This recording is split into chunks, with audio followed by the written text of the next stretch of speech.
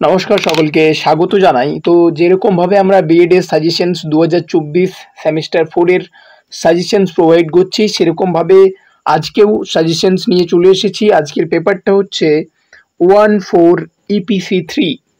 এই পেপারটা প্রত্যেকেরই রয়েছে, এটা common paper, critical understanding of ICT. আর এর পিডিএফ পেতে গেলে এই নম্বরের হোয়াটসঅ্যাপে যোগাযোগ করুন এবং দেখুন। চলুন দেখি সাজেশনসগুলো কি কি রয়েছে। কোশ্চেন প্যাটার্ন অনুযায়ী যে গ্রুপ এ তে 2 নম্বরের 5টি কোশ্চেন রয়েছে, এটা আগেও বলেছি, বলে বোরিং লাগছে এখন। তো 2 নম্বরে 5টি কোশ্চেন, টোটাল 7টি কোশ্চেন থাকবে, 5টি করতে হবে। তো প্রথম সাজেশনস আমরা দেখে নিই। প্রথমটা হচ্ছে টেকনো প্যাডাগজিক দক্ষতা বলতে কি বোঝায়। 2 নম্বরে রয়েছে মেসেজ ক্রেডিবিলিটি বা বার্তা বিশ্বস্ততা কি। 3-এ রয়েছে ভার্চুয়াল ল্যাবরেটরির দুটি সুবিধা লিখুন এবং 4-এ রয়েছে মুক্স এর দুটি বৈশিষ্ট্য লিখুন।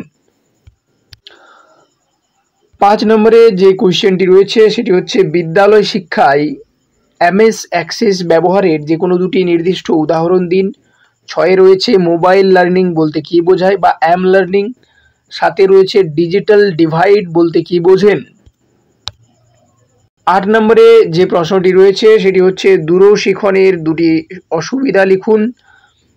9 নম্বরে কোশ্চেন রয়েছে মেসেজ কারেন্সি বলতে কি বোঝেন এবং 10 নম্বরে রয়েছে তথ্য ও যোগাযোগ প্রযুক্তির যে কোনো দুটি ব্যবহার লিখুন। তাহলে এই রয়েছে 10টি প্রশ্ন। এখান থেকে আমাদের কটি প্রশ্ন পড়বে? এখান থেকে আমাদের 5টি প্রশ্ন পড়বে, এবং এই 5টি প্রশ্ন আমাদের ইম্পর্টেন্ট রয়েছে এবং এই 5টি প্রশ্ন আমাদের করতে হবে পরীক্ষাতে। বলে দিচ্ছি, পরীক্ষা আগস্ট মাসের শেষে বা সেপ্টেম্বর মাসের ফার্স্ট উইকে কিন্তু হবে। আবার কোশ্চেন প্যাটার্ন অনুযায়ী গ্রুপ বি তে আমরা চলে আসবো। গ্রুপ বি তে 5 নম্বরের 3টি কোশ্চেন করতে হবে আপনাদের, যেখানে থাকবে টোটাল 15 নম্বর। সাজেশনস হচ্ছে এমএস এক্সেল সম্পর্কে একটি সংক্ষিপ্ত টিকা লিখুন। 2 নম্বর রয়েছে একজন শিক্ষক কিভাবে ব্লগ তৈরি ও শিক্ষণে ব্যবহার করতে পারেন। 3-এ রয়েছে এমএস ওয়ার্ড ডকুমেন্টের ভুল বানানগুলি কিভাবে চিহ্নিত ও সংশোধন করবেন তার ধাপগুলি বর্ণনা করুন। এই ভিডিওটা এমএস ওয়ার্ড থেকেই করছি, তো এইভাবে এমএস ওয়ার্ডের যে ভুল বানানগুলি সেগুলো চিহ্নিত ও সংশোধন করবেন কিভাবে। 4 নম্বরে যে প্রশ্নটি রয়েছে সেটি হচ্ছে স্পোকেন টিউটোরিয়ালের সুবিধা ও অসুবিধাগুলি আলোচনা করুন। 5 নম্বরে রয়েছে টিকা লিখুন উইকিপিডিয়া এবং 6 নম্বরে রয়েছে টিকা লিখুন মোবাইল লার্নিং।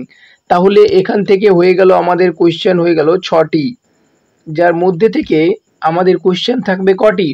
এই 6টি কোশ্চেনের মধ্যে আমাদের করতে হবে 3টি। তাহলে এখান থেকে কিন্তু 3টি কোশ্চেন অনায়াসে কমন পাওয়া যাবে, মাথায় থাকবে। তাহলে এখান থেকে 3টি কোশ্চেন অনায়াসে কিন্তু কমন পেয়ে যাচ্ছি আমরা। এরপরে আমরা গ্রুপ সি তে চলে আসব, অর্থাৎ আমরা যে গ্রুপ সি তে এখানে আমরা চলে আসব। এ বি কমপ্লিট হয়ে গেছে, গ্রুপ সি তে চলে আসব। তাহলে আমরা দেখে নিই একবার আমরা কি কি করলাম। আমরা করলাম 2 নম্বরের 5টি কোশ্চেন করলাম, 5 নম্বরের কোশ্চেন করলাম 3টি এবং আমরা করব 10 নম্বরের 1টি। তাহলে আমাদের টোটাল এখানে হয়ে গেল কিন্তু 35 নম্বরের থিওরি পেপার এবং 15 নম্বর আমাদের হাতে, মানে কলেজের হাতে থাকছে, কলেজের স্যারদের হাতে। আর বাকি 25 নম্বর তো আমরা প্র্যাকটিকাম করব। প্র্যাকটিকামের যদি কিছু লাগে তো সেটা জানাবে, মেসেজে জানাবে কমেন্ট বক্সে, আমি প্র্যাকটিকামের সমস্ত ডকুমেন্টস কিন্তু দিয়ে দেবো। তো এখানে দুটি সাজেশনস আমরা দেখিনি কি কি রয়েছে। 1 নম্বর রয়েছে বর্তমান সমাজ ও শিক্ষা ব্যবস্থার উপর সোশ্যাল নেটওয়ার্কিং এর প্রভাবগুলি আলোচনা করুন। 2 নম্বরে রয়েছে বিদ্যালয়ে আইসিটি সমন্বয়ের সমস্যাগুলি ব্যাখ্যা করুন, এর প্রতিকারগুলি আলোচনা করুন। তাহলে group A B C complete হয়ে গেছে, গ্রুপ এ, গ্রুপ বি এবং সি কমপ্লিট হয়ে গেছে। এই এবিসি কমপ্লিট করা মানে 35 নম্বর থিওরি কমপ্লিট করা। ওকে, ঠিক আছে। তো আজকের ভিডিওটা এইখান পর্যন্ত। এর পরের আরও 2টো পেপারের সাজেশনস আছে, তারপরে তাছাড়াও কিন্তু এপিসি 4টা রয়েছে, অপশনাল পেপারগুলো রয়েছে। তো ওগুলো যদি সাজেশনস আপনাদের লেগে থাকে তো আপনারা কমেন্ট বক্সের মাধ্যমে জানাবেন। ততক্ষণ ভালো থাকুন, সুস্থ থাকুন এবং চ্যানেলটি প্লিজ সাবস্ক্রাইব করে দিন এবং ভিডিওটা শেয়ার করুন। ধন্যবাদ।